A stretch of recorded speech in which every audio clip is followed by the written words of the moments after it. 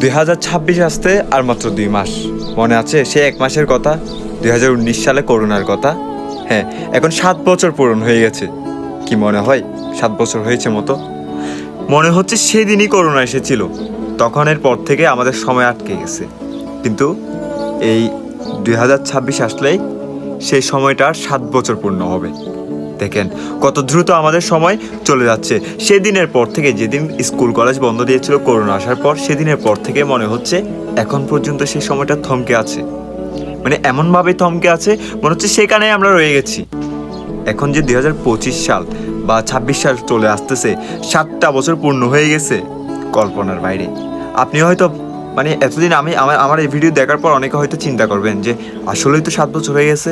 হ্যাঁ, আমিও ঠিক যখন ভাবছিলাম যে আসলেই কত বছর, হাত দিয়ে গুনতেছিলাম যে 19, 20, 21, 22, 23, 24, 25, 7 বছর, 7টা করবি। এরপর আমি নিজেও অবাক হয়েছি। আসলেই আমাদের সময় খুব দ্রুতই শেষ হয়ে যাচ্ছে।